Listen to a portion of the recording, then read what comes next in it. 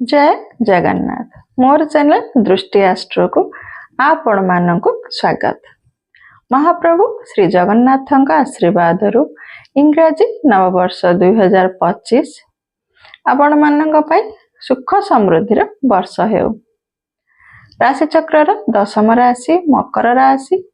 मकर राशि व्यक्ति मानक वर्ष आरंभ देवगुरु बृहस्पति पंचम भाव विराजमान करुछंती।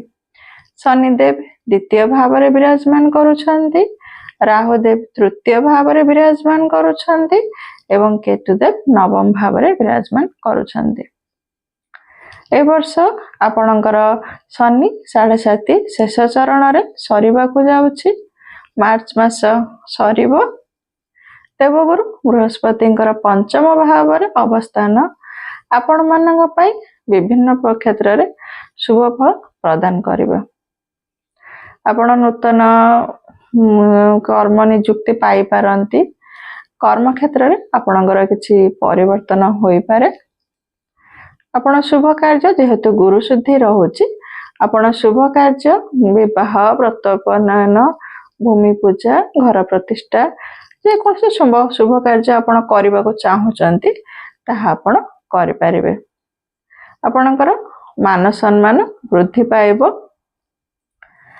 एभଳି विभिन्न प्रकार शुभ फल आपण पाइबे। शनिदेवकर द्वितीय भाव अवस्थान आपनको मध्य जेहेतु आपणकर राशि अधिपति धन भाव अवस्थान करुचंती तेबे आपण किछि धन अर्जन करि पारंती। आर्थिक क्षेत्र रे आपण सच्छलता लाभ करिवे।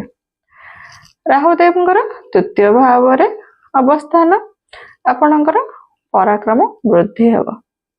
आपनको विभिन्न प्रकार सुयोग मिलिबो। आपण देखि चाहि से सुयोग को ग्रहण करिवे। ठीक सुयोग को आपण ग्रहण कले लाभवान हेबे।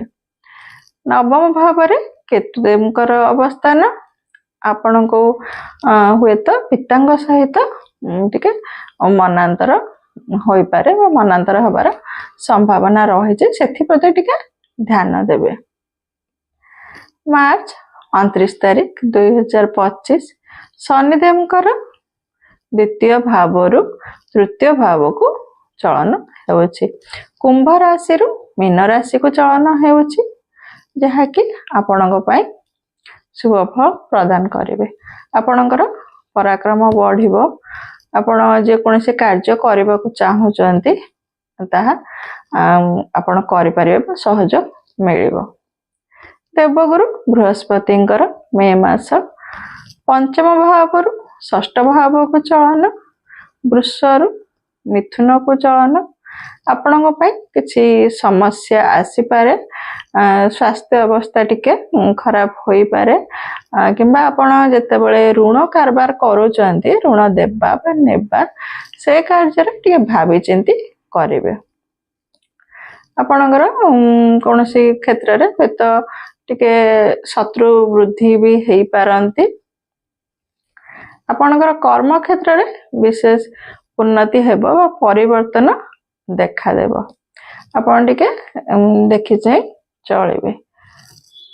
शनिदेवଙ୍କର तृतीय भाव को चलन आपनको मध्य सहयोग करिवे।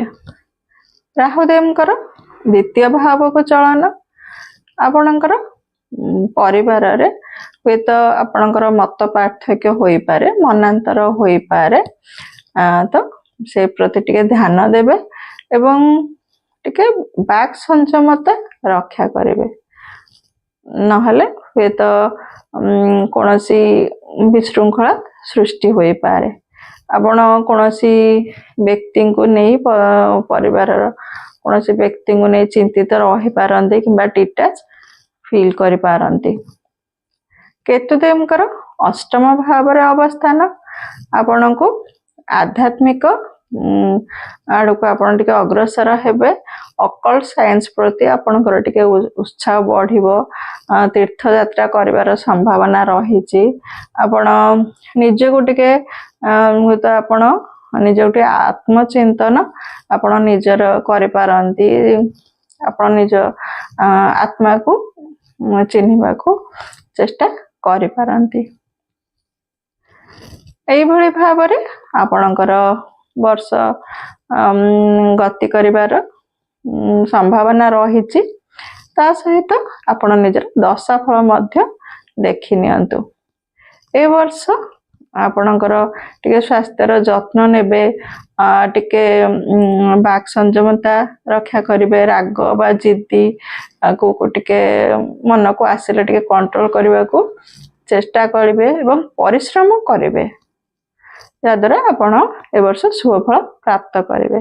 विद्यार्थी मानक पई वर्षर प्रथम भागटी बेसी शुभफल प्राप्तर संभावना रहिछि।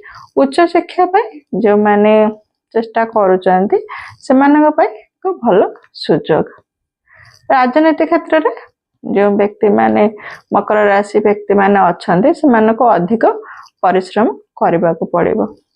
प्रेम क्षेत्र रे मध्य वर्षर आरंभटी भल फल प्राप्त करेंगे।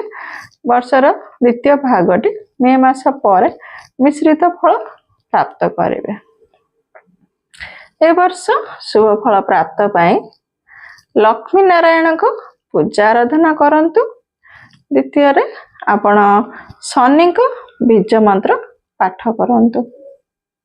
ए वर्षटी आपण को मिश्रित फल प्रदान करिवो।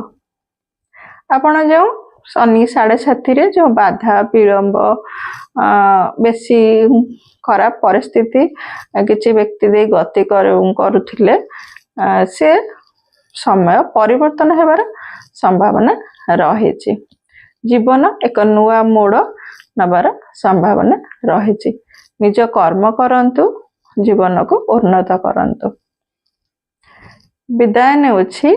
जय जगन्नाथ।